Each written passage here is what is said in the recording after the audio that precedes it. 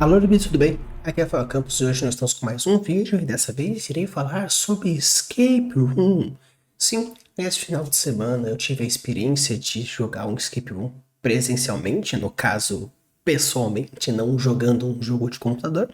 E tive uma experiência muito interessante, obviamente não vou estragar a experiência de ninguém, então não vou dar resposta de qual foi a fase que eu participei, no caso, eu vou falar sobre a fase que eu participei, mas obviamente não vou dar resposta nenhuma, apenas trazer algumas experiências e converter um pouco dessas experiências para a construção narrativa. Então, bora lá conversar um pouquinho sobre como a minha experiência me transformou para ficção. A primeira coisa que eu queria falar com vocês é o senso de urgência. Eu já falei em alguns vídeos falando sobre o senso de urgência, que é aquele sentimento de fazer com que as coisas aconteçam, fazer com que a adrenalina suba, colocar um perigo eminente e, obviamente, deixando essas informações e essas sensações.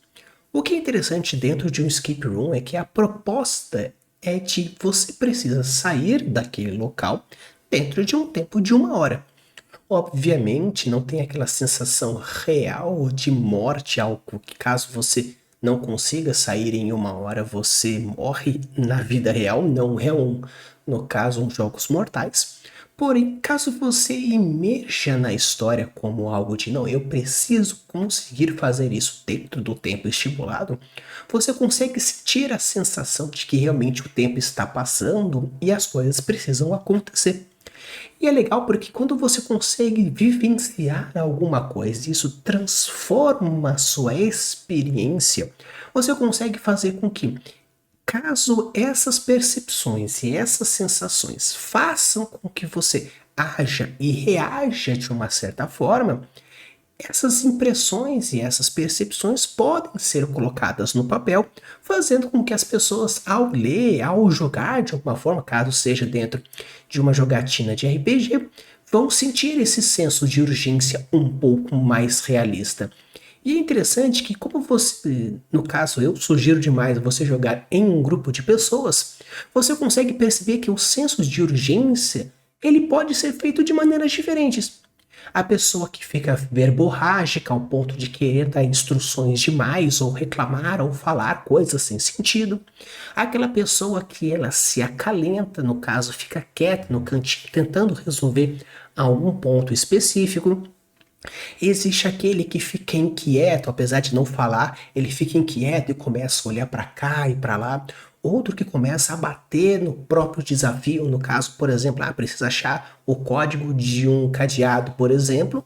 A pessoa fica em cima daquilo, tentando, ao invés de procurar o cadeado, no caso, vou procurar nas paredes, no teto, atrás do quadro.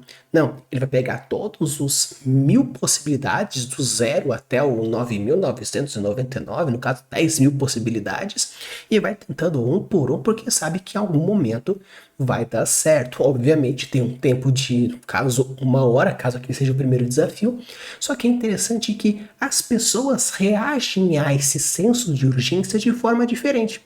Então você sentir esse senso de urgência e perceber como que é o seu estilo, qual que é a sua forma de reagir, mas ver a outras pessoas também, na hora de você for construir o seu personagem, você pode colocar alguma peculiaridade em cima da pessoa que está fazendo, a pessoa que estava junto.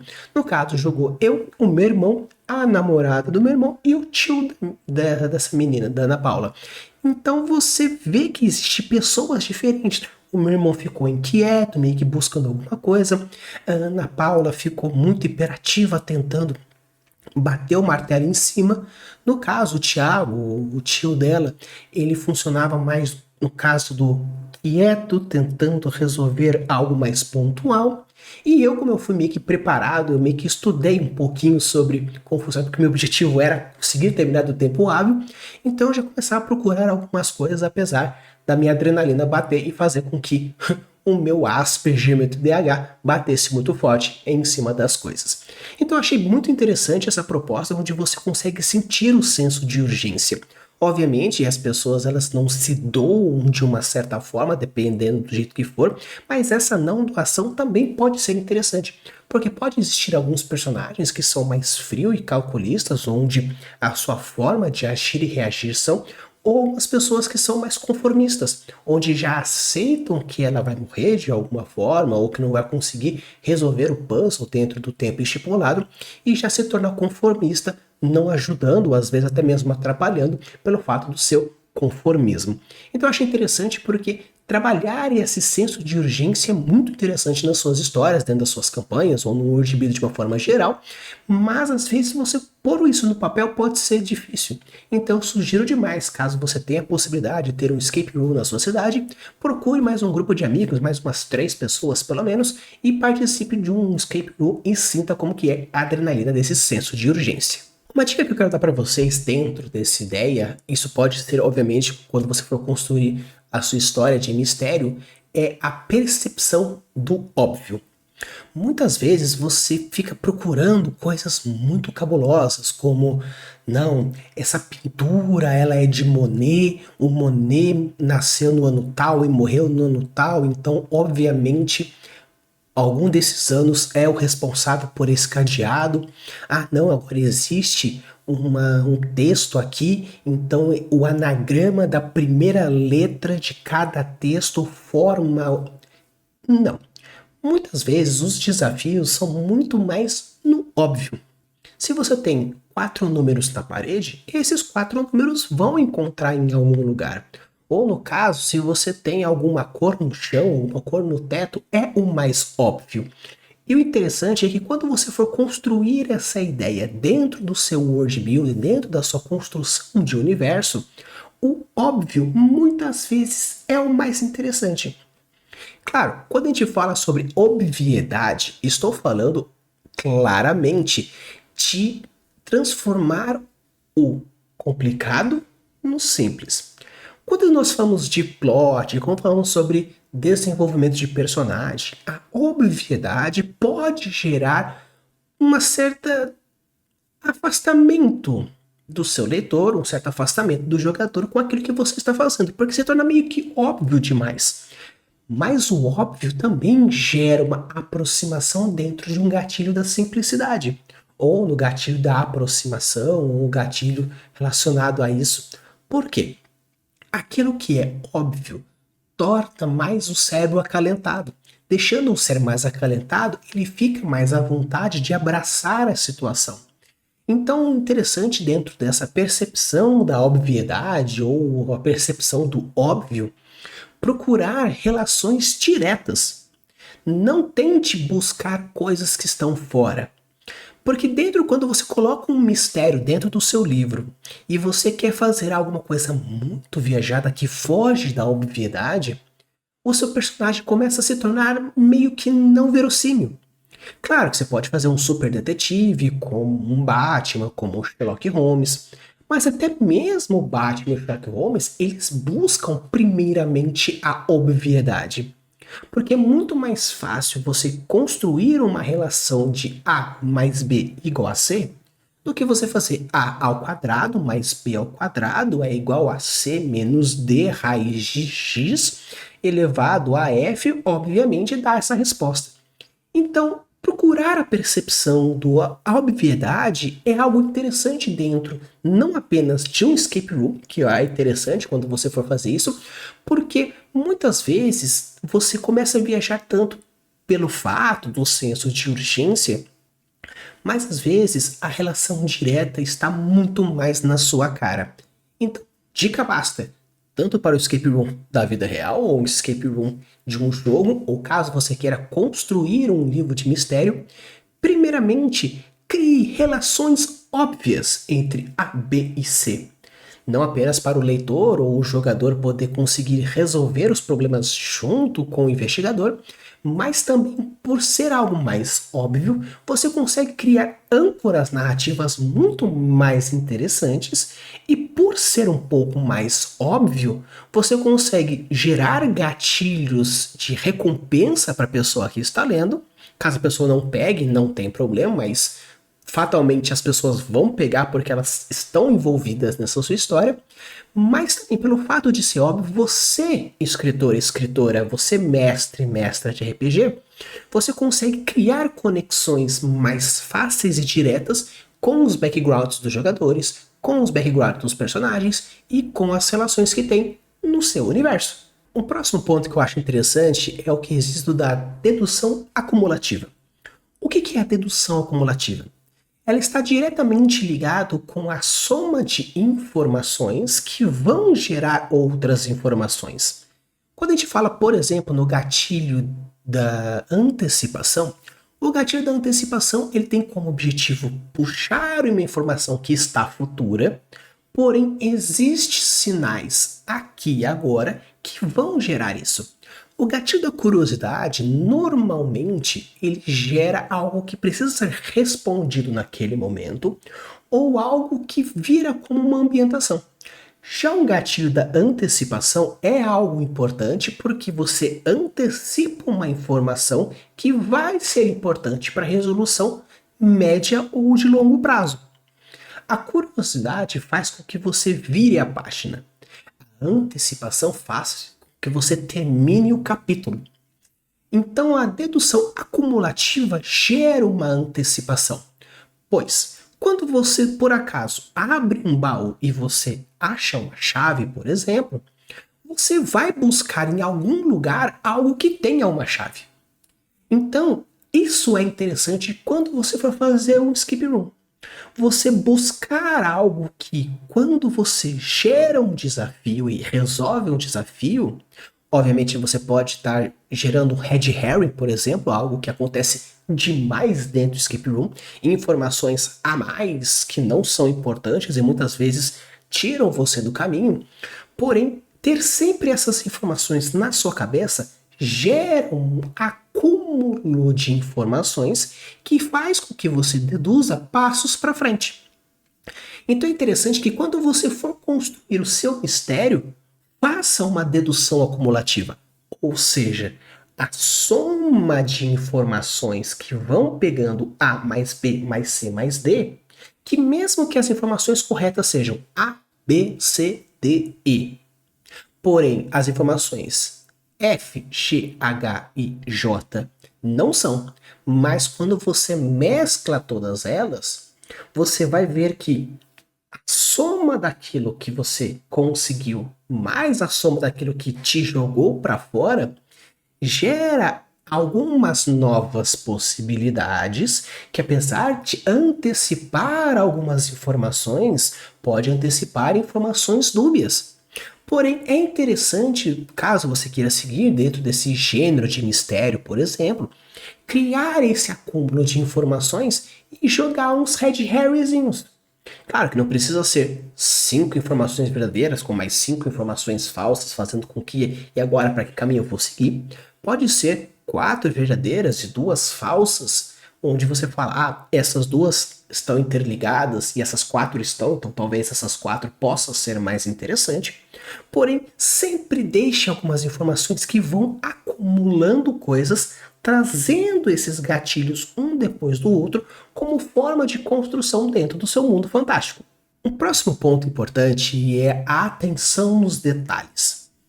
O que é legal nisso é que, quando a gente fala sobre descrição de um ambiente, precisamos pensar na visão, na audição, no olfato, no paladar, no tato. Isso dentro dos 5 sentidos mais comuns. Dentro de uma história de mistério ou dentro de um escape room, algumas informações são importantes a partir das percepções que você tem desses sentidos. No caso, às vezes, a sequência de uma música que está tocando, ou uma buzina, ou uma sirene. Ou no caso visual, como cores, como sombras.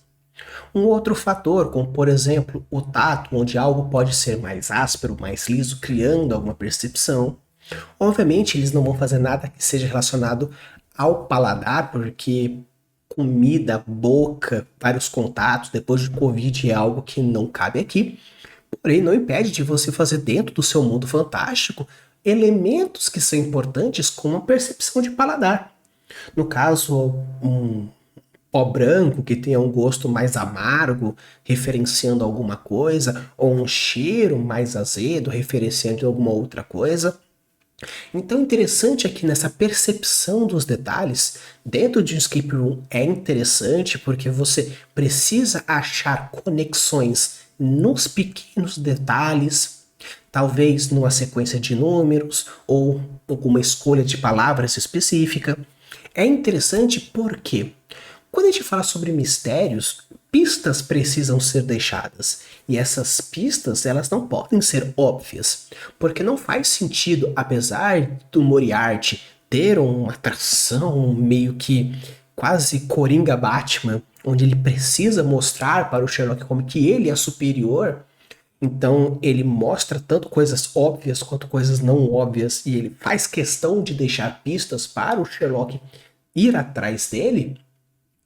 É interessante você, dentro do seu mundo fantástico, obviamente dentro da sua narrativa, deixar acúmulos de informações, obviamente, como eu falei lá no acúmulo de informações, porém, deixar pistas nos detalhes. Talvez na cor usada no papel, ou no fato de uma quantidade de números em algum local, ou o fato de ter uma sequência de sons específica, ou no fato de alguma coisa ter um cheiro, ou no fato de ter um texto específico com uma quantidade de símbolos de um outro ponto, alguns anagramas, alguns espelhamentos, todas essas informações são interessantes para você construir alguma coisa bem legal. E, obviamente, nos detalhes é que está o negócio. Porque é no detalhe que você pega o seu leitor, é no detalhe que você pega o seu jogador. Porque às vezes você tá numa campanha onde tá passando alguma coisa e o mestre fala, e tem uma carroça que tem um som X e Y, e você já começa a criar algumas hipóteses, colocar alguns gatilhos de antecipação, no caso, alguma curiosidade, ou até mesmo os gatilhos emocionais, dependendo de qual foi a história que foi contada. Talvez você esteja esperando um encontro com alguém ou alguma coisa que vinha de carroça, e a todo momento que o mestre descreve aquela carroça, você fica com aquela sensação de que será que é agora? Será que é agora? Será que é agora? Então, quando você for no escape room, preste atenção nos detalhes, porque na diferença é o que você encontra o ponto. Na similaridade, é apenas uma distração, talvez um red herring ou algo irrelevante. Mas é na pequena mudança do detalhe que você vai encontrar o ponto A, B, C ou D, que vai girar e vai passar para a próxima etapa.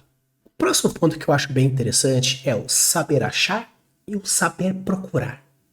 São dois pontos diferentes que fazem muito sentido dentro que você vai procurar e achar alguma coisa. No caso, por exemplo, o ser humano ele é muito elementalmente procura símbolos, no caso, coisas que são mais relacionadas com... Como eu posso explicar? É uma coisa mais relacionada com padrão. Porque a gente, quando olha para frente de um carro, imagina um rosto. Quando a gente olha para uma tomada, imagina um rosto. Porque o ser humano ele foi desenvolvido evolucionalmente para encontrar padrão. Mesmo que você, por exemplo, você vê algo que é mais ou menos assim, não é um triângulo. Mas você sabe que é um triângulo porque o seu cérebro monta. Da mesma forma que você sabe que o 1 também pode ser um I, o S, no caso o 2 pode ser um S, um 5 pode ser um S, no caso um 0 pode ser um O. Então, mesmo que você pegue uma palavra e coloque números, mesmo que no começo você apanhe um pouquinho nessa conversão, o cérebro identifica esse padrão e vai deixando muito mais fácil. Então, interessante aqui, quando você for para um escape room, é você saber Procurar. Onde você vai procurar? Você vai procurar em elementos que, primeiro, fazem lógica dentro do ambiente que você está, e também você precisa achar elementos que se destacam, não obviamente um neon dizendo cuidado, piranhas. Não, mas é o destacar-se no meio da diversidade. Se, por exemplo, você tem uma quantidade de palavras dentro de um texto e, por acaso, existe alguma palavra que tem um número nessa palavra, no caso, eles foram lá e comeram um pato assado. No pato, o A ele é um 4. Poxa, o que eu tenho que procurar? Se eu estou procurando, por exemplo, informação de um cadeado que é numérico, eu vou, e no caso tem 4 elementos, eu vou procurar alguma coisa que eu consiga achar 4 números. E se naquele texto o pato assado, o A é um 4, e no caso há o pato assado e um risoto no I é um 1, e no caso risoles, o S é na verdade um 5, e por acaso uma esfirra, o E é um 3, poxa, beleza, então 4, 1, 2 ou 5, 3 é uma sequência de números que eu vou tentar naquele cadeado. Então, o interessante aqui é você ver quais são o que procurar. Se você tem uma informação, procure algo que faça sentido com aquela informação. Da mesma forma que quando você achar algo diferenciado, busque dentro dessa diferença a informação que você precisa. Se você por acaso achou 4 números e não achou mais nada, onde mais bate 4 números? É no cadeado? É numa senha numérica de alguma coisa? É na quantidade de voltas de alguma coisa? Então, procure o quê? Elementos que te façam resolver. E quando você achar algo, busque dentro dos problemas diversos aquela informação. E quando você faz isso dentro de uma história onde você vai criar, sabendo desse elemento de que as informações achadas e procuradas precisam ser chave e fechadura, esse elemento de coesão vai ser algo interessante. Por quê? Se você coloca dentro da sua história que o seu personagem achou uma chave, em algum momento essa chave precisa fazer conexão com alguma fechadura. Obviamente, eu estou falando algo, no caso, uma metáfora, não precisa ser uma chave, uma fechadura. Mas se o seu personagem achou uma foto, ele precisa que nessa foto reconheça alguém ou alguma coisa ou algum local que faça conexão com o mistério que você está colocando. Por quê? Nesse elemento você está fazendo o que nós chamamos de levantar a lanterna. Se você levantou a lanterna para uma foto, essa foto precisa fazer sentido para a história. Se você levantou a lanterna para uma sequência de sons, esses sons precisam fazer algum sentido. Se você levantou a lanterna para um quadro, esse quadro precisa fazer um sentido. E esses sentidos também acontecem dentro de um escape room. Claro que dentro do escape room eles colocam que, olha, existem elementos que vão distrair vocês, existem elementos que não fazem sentido para o desafio, existem elementos que estão lá apenas para enganar vocês ou atrasar vocês. Então, isso já é explicado. E isso também é um elemento que você precisa colocar na sua narrativa. Precisa ter coisas que vão atrapalhar, que não vão ser significados nenhum. Então, uma dica que eu dou crucialmente quando você for escrever um livro de mistério é, quando você for colocar um mistério, coloque todas as pistas que são interessantes. Depois, todas as pistas que são interessantes, você vai colocar as pistas que são falsas e as pistas que são indiferentes. Mescle elas e apresente todas elas durante toda a história para os personagens, para os os personagens, seja eles protagonistas ou os co-protagonistas.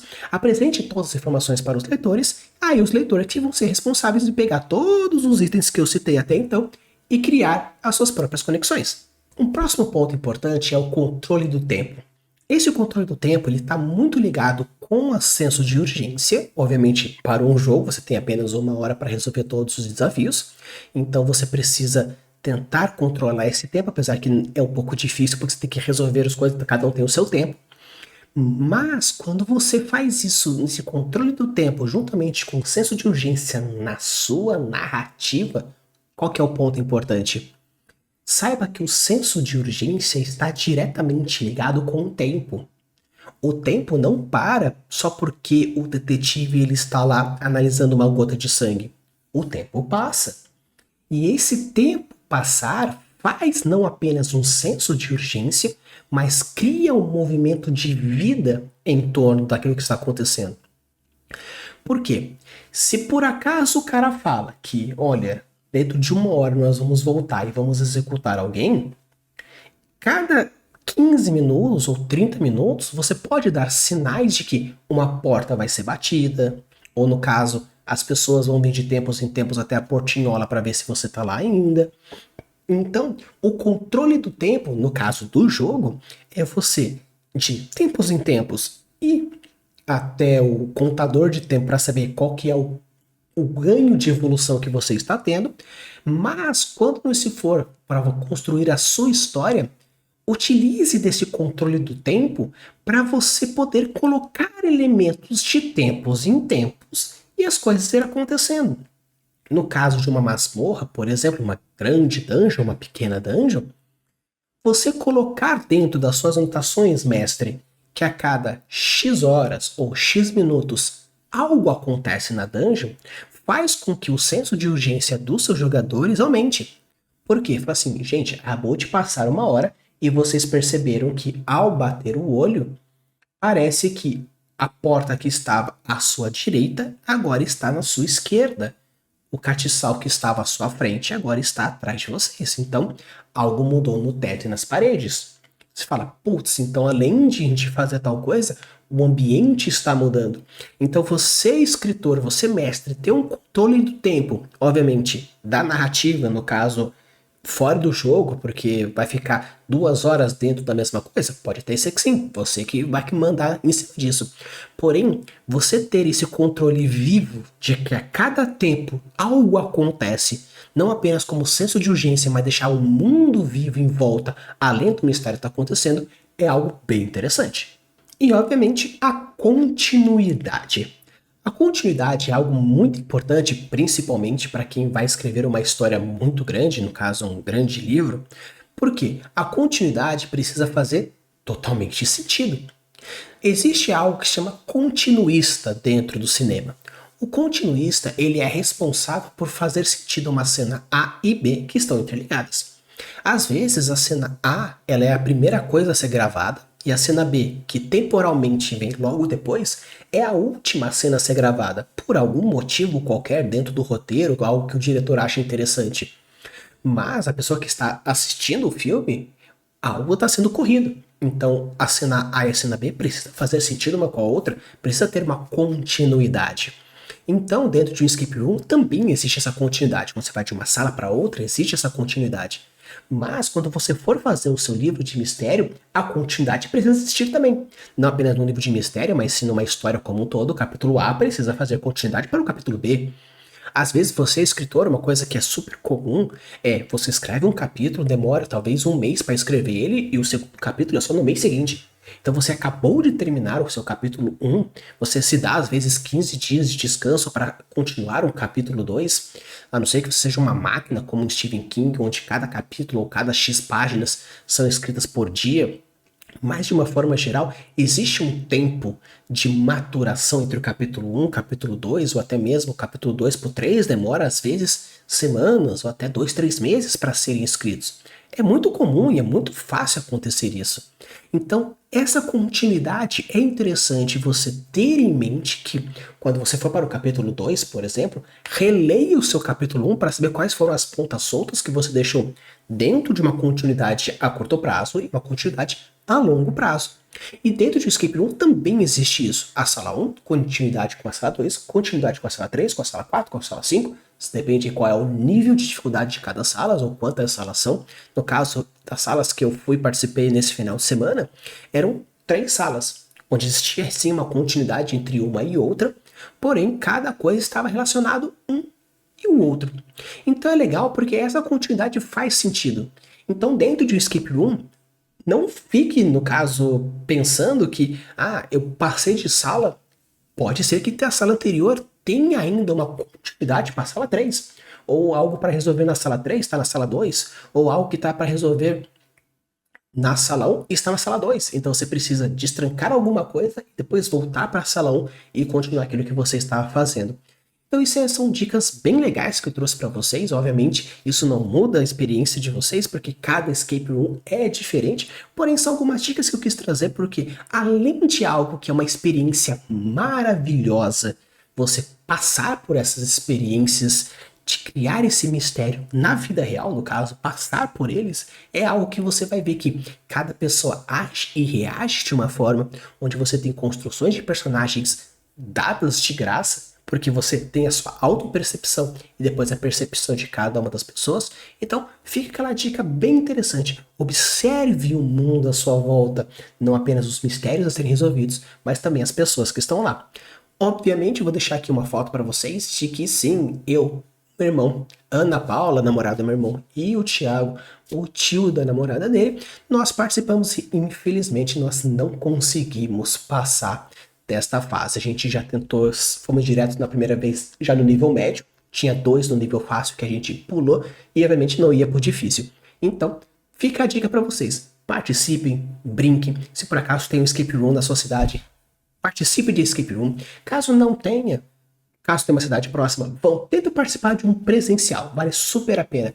Caso realmente não dê, ou por falta de dinheiro, ou falta de quantidade de pessoas, ou por não ter na sua cidade, procure alguns jogos, que tem vários jogos, né, no caso, point and click, que são de escape room, que você vai sentir um pouquinho dessa percepção. E com isso, caso você queira construir histórias de mistério, você vai perceber que as experiências da vida real vão intensificar demais a sua ficção.